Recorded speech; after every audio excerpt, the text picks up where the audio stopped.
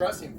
Then when the Lord, was telling me I want you on the radio, and after going through some very lean, I do homework, edgy times with 4 kids. I mean, I did take a break. Children, I took a lunch break without my phone and just sat on the wall. And then I get back to work. Hey John, listen. Seriously.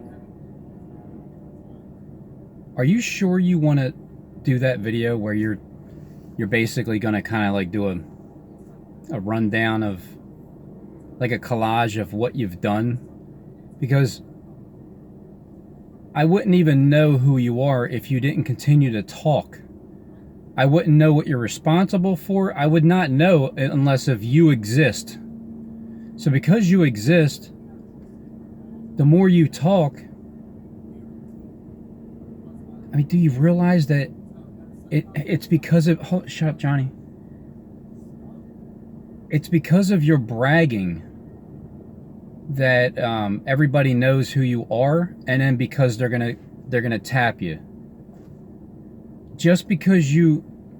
Why do you feel like you have the need to tell us to our face what you're doing by lying through your teeth? Like, what makes you feel like you have to do that? This is the reason why your party is going to get interrupted. Just saying. I mean, I wouldn't know that. I would understand still what's going on like in the world here, because Steve helped me figure that one out just by knowing the biggest liar on planet Earth. You get to figure the other things out, that the truth. So I mean, I don't know, you kind of give yourself away with everything that you're saying, detail by detail. And I'm starting to think that you just don't even give a shit, because you don't think that anybody's going to stop it anyway. Like, this is your world. It's Johnny's world.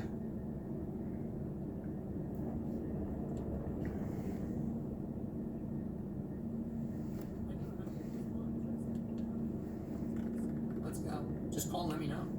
It was already mine. And then when the Lord showed me on air doing that supernatural See, this is that $7,000 I had a month. choice to make. I could either trust God and I had no idea, because I did my video the day before, and I was just saying, like, what makes sense is, as soon as you get, like, how many homeless people are there, and how many houses are just sitting there? Aren't there more houses sitting than there are homeless people in this entire planet? Well, when the economy collapses purposely, and then the money doesn't do any good anymore, and they think they're going to do the mark of the beast, but that's not even the way it's happening. When that's the beginning of letting my people go, and there's no more currency like that, then that relieves a lot of stress and anxiety in people's lives, just straight off the bat. When everybody has a home and everybody has a way of means of transportation, and why do we sell things again? And why are we supposed to buy it? Why are we selling God's materials, and why are we supposed to buy them? So that's all coming to an end.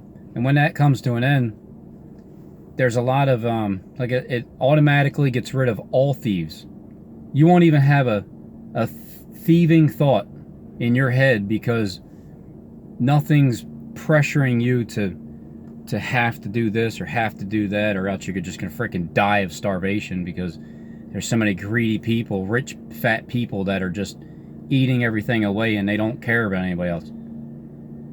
They gotta go. And as soon as they go from the position that they're in, the high position, and get humbled, they can come back. Because they'll be 10 times better coming back humbled in that position that they're in, the high place. Because that's why God has people in those high places, and even people like us just talking every day. or myself, it gets out there to the message gets through to the people, and it makes sense. And we're all human beings anyway, so like, who really wants to be lied to? I know King Darius doesn't want anybody lying to him. That's why he sneakily figured out a way to get people to accept this, get people to worship him, continually push for what's wrong and everything disgusting, right? Because he knows that those people are going to follow him. He knows that, and he knows that we won't. Who do you think's going to be in position in the end? We or them? So because we aren't having it, and he knows that, because he's surveilling the ones that he needs to. Therefore, before his kingdom gets set up, King Darius, I mean, it kind of makes sense, right? You get all the liars. You know who they are. They're all in. And then they're promised like $7,000 a month, like guaranteed 10,000 after 3 months. Man, you can work for Kleck, or the money that you get, it doesn't matter anyway. Who you work for, doesn't matter how much money you get paid. It makes no difference, because the dollars are getting ready to collapse. But see, King Darius would have a hand in that, relinquishing the currency. The currency that's, it's put right in front of your face, right? There's people that have jobs, and this is what Kleck is trying to do. He's trying to give people like this a job, you know, blowing leaves, not parked right in front of me for no reason, but just people like that to get. It's like, it ain't that hard of a job, right? I mean, but the only problem is, like, yeah, you get paid $7,000 to just pull over and just stay there. Don't turn or anything. Don't put any blinkers. Just stay far out in the, so it's an obvious, in my eyes, like in my direct view. So do that. You get paid $7,000. However, you're always on call. Like, you're always 24/7. You have to be on call. And how do you really enjoy your life when you basically have to work 24 hours a day, right? Even if you're not, there's that anxiety that I might get called. I hate that feeling. When I'm at work and it's almost time to go, and then there's something else that has to get done that was unexpected, it's kind of a bummer, right? But then you go do it anyway. But it's that last second, when you try to get that last, it's like you're wrapping up your last tool, and then it's, can you come here? And it's like another hour. Yeah, it's not too much fun. But if you get paid $7,000, I mean, the travel time is, it's the typical thing. It's the typical, they always move over like this. Like that guy that was in the middle of the street in his red hat and is just parked right dead in the middle with the blinkers on. Well, I don't know. Your gas is paid for, or your mileage is paid for. Like, this is literally what Jonathan Vargo Kleck is doing. I was just telling, I'm like, I don't have 100 hours to give everybody per hour at all. What I'm saying is, when this changes, the system changes, it's going to be equivalent to that. Like, it's going to feel,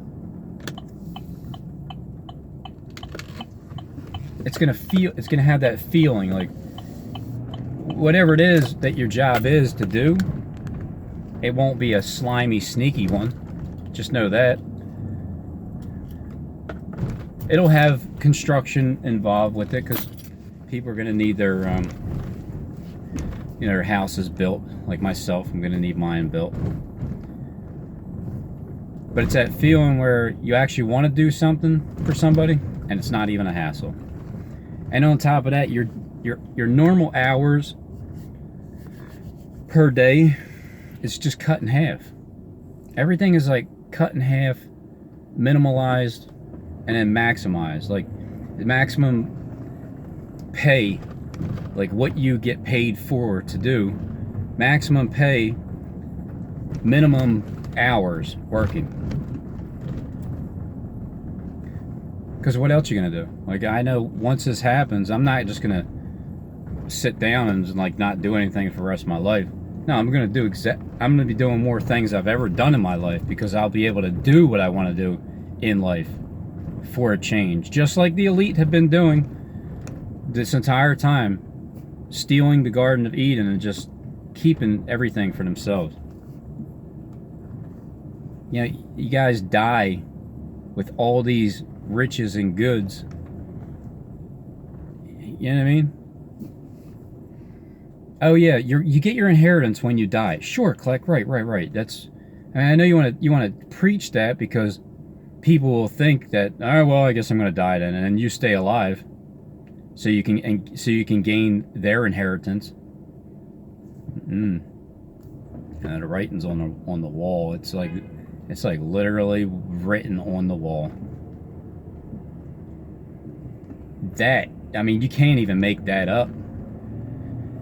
You can make up everything that Kleck says, but you can't even make this up.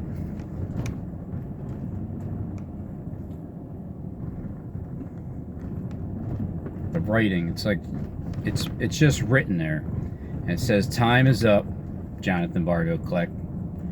Nobody wants to accept your $7,000 a month, because they know they're gonna, you know how hard you're working now? Look, anybody wants to work for them, go ahead. It's free will. You get to exercise your free will all the way to the end, as you realize that you made the worst mistake of your life. And then, when it's over and done with, you'll realize, well, that was the best mistake that you could have made, because it finally turned your ass to the understanding of the truth, instead of thinking that you can get away with it just because you have people that you're connected with in the world that is just giving you, you know, access to everything. Kleck, you have access to the entire sky to show us what you're going to show us with these laser beam Johnnies. Is that the man? Like, that's coming true too. Look, everybody will see it after it's finished. I just can't wait to rewatch the videos later on down in the years, after all the things actually did happen, and that redemption comes my way, because I've been warning people about this for 10 years, and I've been off and on with some things and off with the dates. But the events, man, they're there. And then just see how it all unfolds. And remember how I was feeling at the time, confident, knowing that it's going to happen. And then it does. So that's why the work feeling isn't going to be the same, because everybody, from the time that everybody was created, it's like we feel like we have to work because we were forced to. So everybody in the world feels like they still have to work. However, when the right spirit is in charge, 100%, and the Roman Empire falls, that great Babylon city here in your head, it fell, and it's not to be remembered anymore. When that spirit is kicked out and the right spirit's in place, don't you think that things are going to be a lot different straight off the bat? Number one is the workforce stops, and that minimum pay that you get, that feeling of your reward, you can call it pay, you can call it a reward. What you do in a day, you get rewarded for it, right? Don't you think a lot of people feel like they do more in a day and they don't get rewarded enough because they don't get paid enough? Because you have to like know more certain people to be in certain places. to make more money, or you just have to have a better skill. You eliminate the stress. Like right off the bat, you eliminate it. But the only way you can do that is you got to put somebody in charge who doesn't want to be worshipped. If you put somebody in charge who wants to be worshipped by man, well, then that's what's going to happen. He's going to treat people like shit. He's going to belittle them. He's going to make sure that he's the guy up there. And he was never a servant down there with those guys. So that usually makes the cooler bosses in this world. I've learned that firsthand. The coolest bosses that I've worked for are the ones that have had their hands dirty, right? And then the ones that never had to get their hands dirty, they worked smarter up here. But I've always recognized that when you're being like a server, you already understand how the people feel. So you treat them like, so when you get into a higher position, you don't forget about where you came from. Now, Kleck's never experienced that before. So you can't put someone like that in charge, because he's just going to disrespect everybody and want to be worshipped, and it's not good. It's just not good. It's not, you know, that's why the Roman Empire is sick of it already. They're already sick of it. It's done with it. It's the right energy from top to bottom now, from inside out now. It's that other energy's gone. It's worn itself out.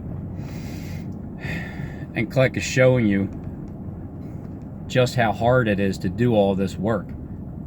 I'm not doing anything. I mean, I work for a living. That's just a job. It's an 8-hour-a-day job that pays the bills, and it's not too bad. I ain't complaining about it. It's just the system. I kind of complain because I can see what the system is already going to be, and just I can't wait for it to get here. But I have to wait. We have to see this destruction. It has to happen here in Philly, and it has to be this way in order for Kleck to exercise his pride to the fullest. And if anybody gets hurt and dies, Kleck's being held responsible for it. Like, really dies. Not what they tell you. Not when they say 144 died in the bank bombing, or 7,000 men were slain in the collapse of the William Penn building. Not that way.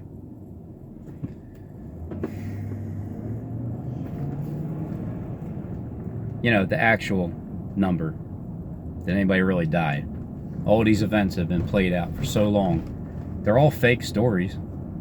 Do you believe any one of them, that anybody has died in any of these shootings yet? I'm not talking about 9/11 and buildings blowing up.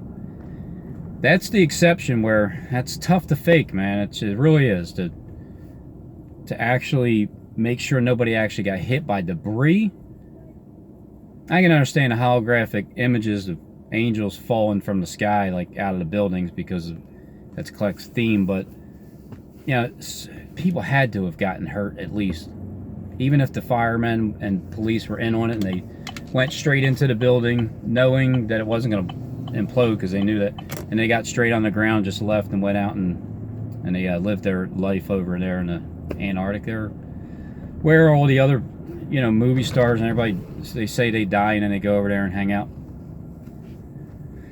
or they're just not in the media anymore. You know where they go.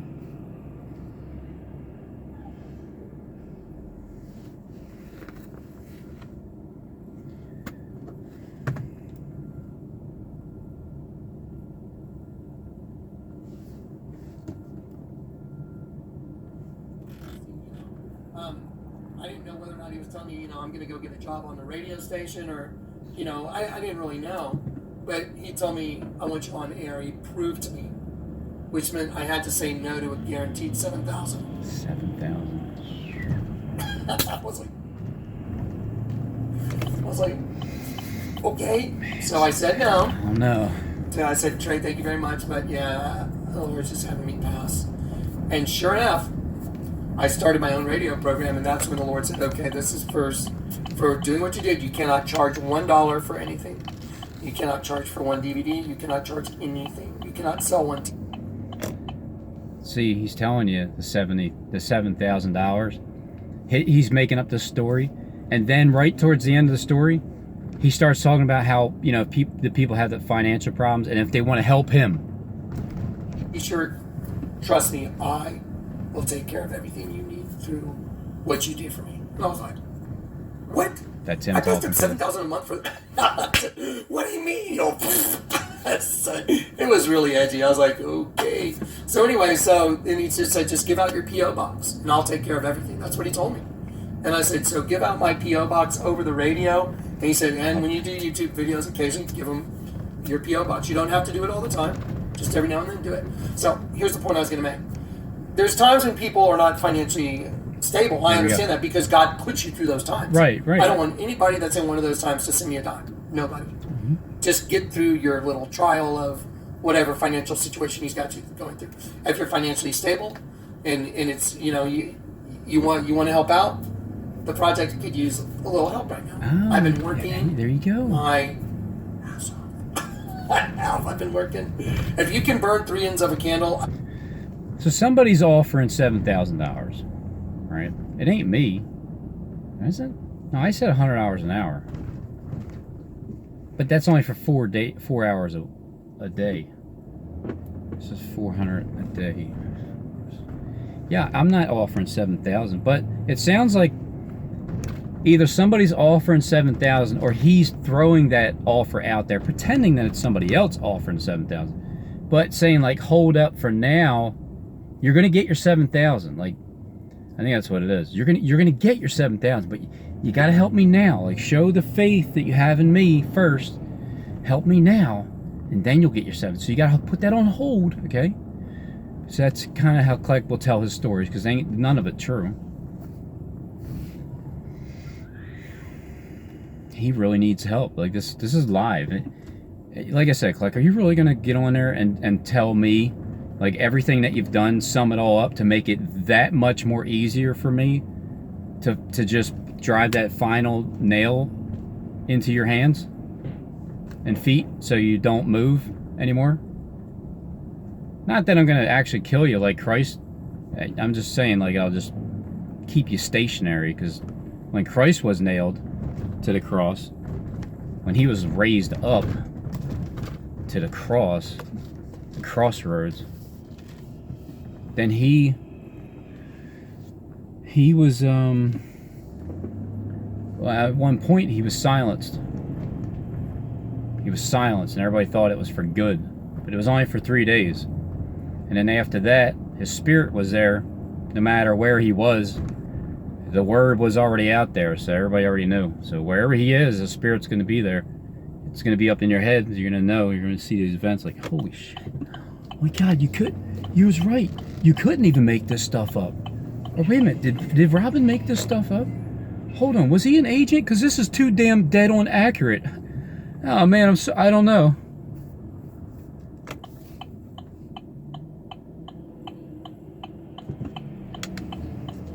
That's how it's going to be. I can see it. Like, I can see it clearly. Don't run and hide yourselves from this vision that we're going to see. It's not as scary as it seems.